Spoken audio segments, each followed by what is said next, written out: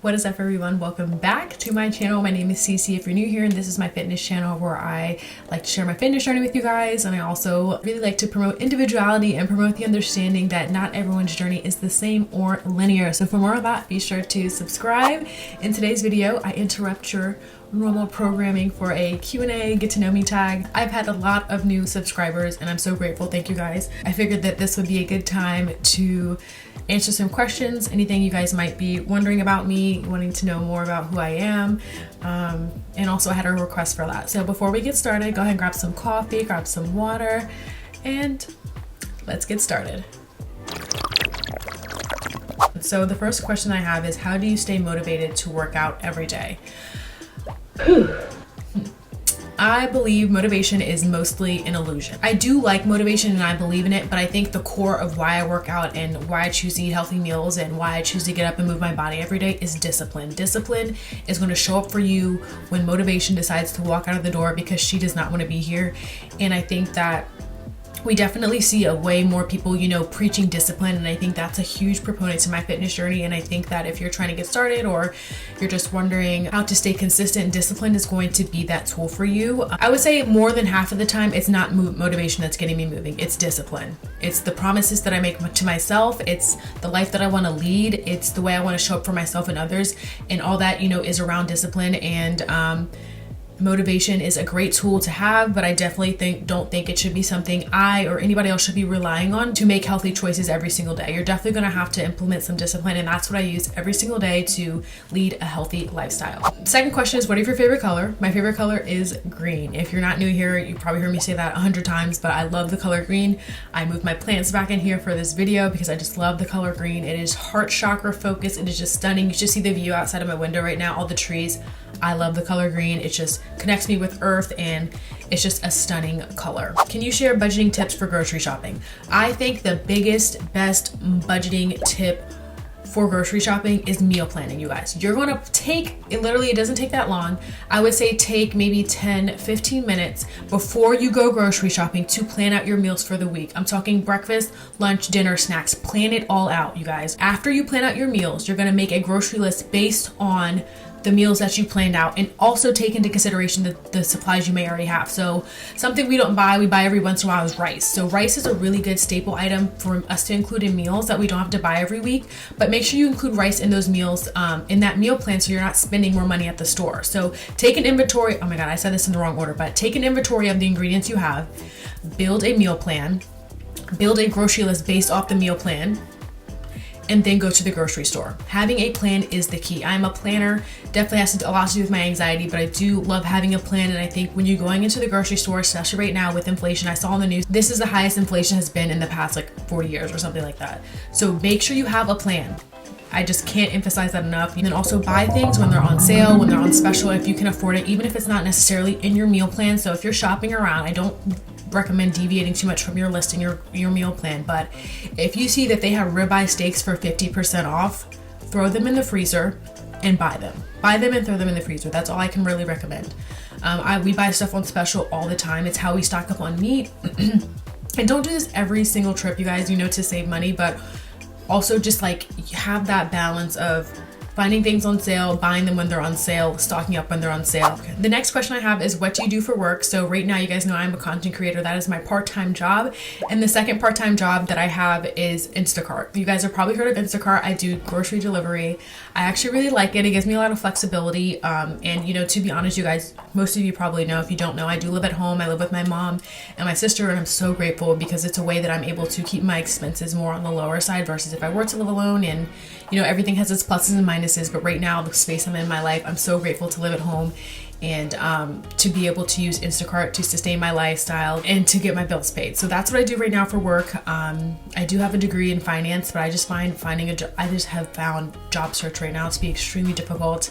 And it's so hard to find a balance between finding a job that you love and enjoy and making money. And there's never a day I'm not grateful for you guys and for this platform to be able to do what I actually enjoy doing and still finding a way to make money on the side. I think society has conned us all into believing, it's normal to spend more hours at work than it is to spend with your family and doing the things that you love. And that's just not something I subscribe to. So job searching has been tough it's been long, and even having a degree doesn't necessarily make it easier for me, because a lot of jobs want you to commit so much of yourself, your time, your energy for a job you don't like, you don't enjoy, you probably don't like your coworkers, management is probably not that great. That's just been my experience with work, and I just really wish that there would be some evolution in that category of life for all of us in the work and life balance. And yeah, so that's what I do for work, and some more explanation on the side. The next question I have is, how tall are you? I am approximately 5'3". Yeah, so I'm on the shorter side for sure. The next question I have is probably going to be the longest question, and when did I start my fitness journeys? I would definitely say growing up I would say I was below average, activity wise when it came to sports, but I was still active for the most part. I was a cheerleader for 5 years, I think, starting in middle school. I went into high school to cheer. I stopped after 10th grade, and then I did some track. So I've always mostly been kind of active. Had a lot of life stuff happen when I was 18, went off to college. But I remember specifically when I was at college, I was only at college for the first semester. For one semester, I was at VCU, Virginia Commonwealth University, and they have the most beautiful gym, the Cary Street Gym. Oh my God, it's phenomenal. One of the best gyms I've ever been to. And I remember working out. One of my other floor mates or whatever, she was into working out. And so I remember her and me and a few other people, we would go to the gym regularly. I actually remember that. And I enjoyed working out back then. And then my early 20s, I can't remember specifically when I was doing what, but I was going to the gym. I can't tell you how many days a week I was going to the gym, but my sister and I would go to the gym. And then we would hike and stuff too. So I feel I've always lived mostly an active lifestyle. There are some key memories I remember, so I'm gonna obviously mention those. I can't remember 2019. I think it was turning 2019 New Year's.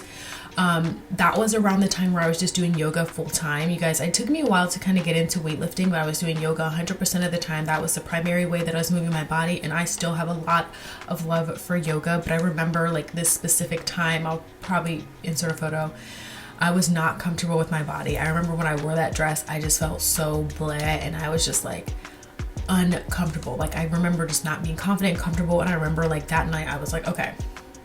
I knew that something had to change. I didn't know what it was going to be, but I knew that I wanted something different for myself, and there's nothing wrong with yoga, but I just wanted something different for myself and for my body. So hey, editing voiceover CC coming at you guys. So while I was putting together and editing this video, I realized I did miss a gap in my fitness journey. So in 2019, a majority of that year I spent working out from home. I can't remember her name, but I followed this girl on Instagram, this woman, on Instagram, and I followed a lot of her workouts for at-home workouts. And then I was able actually to see a lot of gains from that, and I'll of course insert some photos as well. But then I actually was able to figure it out. So December of 2019 is when I first downloaded the Tone and Sculpt app. I've been using it ever since. So December 2019 was when I first officially started getting into weightlifting. Remember, at that point, I had been looking up to Chrissy Cella because I admired her, workouts and her physique. And then I ended up just getting her app, and that's all she wrote. But I think that is when I got the Tone and Sculpt app. Back then it was called the Tone and Sculpt app. And that's when I started my weightlifting journey, I guess. And that's all she wrote. I still, to this day, it's now called the Evolve You app. I still use that 5 days a week. It's absolutely incredible, you guys. It's an incredible app. If you can afford to try it out, definitely do. Anything else worth mentioning about my fitness journey? That's mostly my fitness journey. I'm still weightlifting. I'm still trying to get stronger. I have different goals now. I just feel so grateful every day to be able to move my body. So the next one was a 2-part question. How has been your fitness journey? It's been good, honestly. I've had my ups and downs with it, but for the most part, I feel I'm in a good place. I've been in a good place for a while with my fitness journey, with my body, and that just fills me with gratitude to be able to say that. I recently, as you guys know, as you might not know, I had a month off because of my back injury, and I remember when I came back from that month off, I definitely felt a little out of place. I wasn't 100% comfortable or confident in my body when I came back, but now I feel great. I've been back for a couple months now, and I feel phenomenal. It's so crazy because obviously you have your ups and downs, and it's weird to be able to be this is the best I felt in a long time, and then to know I've said that before, and it just keeps getting better in certain aspects, and for that, I'm just extremely grateful. Have you always been fit? If not, what got you to take the lifestyle change? I've always been petite. I've always been on the smaller side, I'd say. I kind of just went through that with my fitness journey. I feel like I've always been very conscious of living an active lifestyle. I haven't always eaten the healthiest, but I've always been conscious of what I was eating, and not in a bad way. I can't really speak on, eating disorders. That's definitely never something I've personally dealt with, but I've always been like conscious. Oh my goodness. Conscious of what I put in my body. I've been, we've done in my household like eating vegetarian for a month. We've tried that. I tried being vegan for a while, and I've learned along the way, and for that I'm grateful. I don't feel confident saying like I've always been fit, because I feel like my definition of fit has changed over the years, as I've changed and grown as a person, but I've always been like conscious of my journey in leading a healthy lifestyle. I can confidently say that, especially more than my peers and my previous friendships, and thinking about the people I used to hang around. I feel like I was always more conscious than, people around me when it came to choosing to lead a healthy lifestyle. Okay, next question I have is, are you judgmental? Absolutely not. I have been through a lot of stuff in my life, as my family as well. We've all been through a lot of stuff, ups and downs outside of fitness, just life doing what it does and flowing, sometimes good, sometimes bad. And I think that people who judge, they haven't been through enough. I don't know if that's the right way to say it. I just feel like when you've experienced enough life, you realize how much of a waste of energy it is to judge other people. To me, it's best to just spend that energy working on yourself more. And I feel like 9 times out of 10, when someone is judging you, that's a direct reflection of things that they maybe feel about themselves. Judgment normally comes from a place of hurt or insecurity, possibly, or projection for sure. I've just been through too much in life to there's a quote in this book I like to read, and it was like, when you look at other people and you understand we're all carrying a world inside of us of emotions, of experiences, and we're all human beings, and when you see other people that way, it's a waste of energy to judge them, to judge anyone. The next question is your physique due to really good genetics or hard work in the gym, or both? 100% both. I think genetics is a huge proponent to always mention and be aware of when you're looking at other people to look up to, or looking to for inspiration. Genetics is a huge proponent, but I'm not going to undercut the work that I do outside of my genetics, the way that I eat, the lifestyle I choose to lead, being active, going to the gym, lifting weights, putting the work in and outside the gym. I'm not going to discredit myself for that, because it's not easy for anybody, and I put the work in. 100%. I put the work in. But something else I wanted to mention, I actually really like this question because I'm going to go into detail about something else. I think something else that should be included in this question, or is worth mentioning, is the habits you grow up around, and the eating habits and the way that you grew up. And I personally grew up in a household where a majority, well, not a majority, but I'd say the closest adults to me were obese, and eating habits were not great. Eating habits, there's a meme or something, it's diabetes runs in the family, and it's no, eating habits run in the family. And I 100% believe that. And based on the way that I grew up, with the people in my life, I could have definitely, without a single doubt, not be where I am today if I had followed those habits. Sorry, someone's outside. If I had, also gone down the same path with those habits, but I made a choice and continue to make a choice to live and lead a healthy lifestyle. So genetics are very important. Hard work is very important, but I also think the environment you grow up around also is a key component. And, I think we see that a lot in the way that people eat and the way that people deal with things. There's so many things, I think, from childhood that show up in our everyday life as adults. And there are even moments now where it's not easy. It's not this black and white thing for me to always choose and eat healthy. Sometimes it's definitely more of a spectrum, and some days it's easier. And there are just some days where I definitely am more aware of those patterns, especially if it's around that time of the month for me. I can definitely, your girl can eat. There are just moments of my life where I definitely can feel some bad habits, possible bad habits resurfacing, but I've always been I've always had this awareness. I remember being in high school and knowing that I didn't want to be like the adults in my life in certain ways, and from an early age I wanted to make sure I wasn't eating just because I was bored, but now that's something sometimes I struggle with. But eating, for emotional satiety versus eating for physical satiety. And that's a huge thing too, emotional eating. I feel like that's a huge thing that was, happening in my family. So the next question is, have you ever gone skinny dipping? No, I've never been skinny dipping. Kind of a random question, but no. I think this is the last question. Is this the last question? Yeah, this is the last question. Are you single? Also, you and your sister who's older.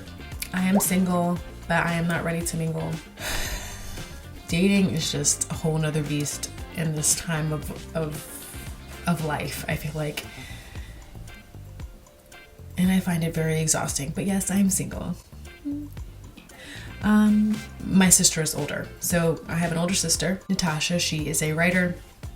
She's older. We're 15 months apart.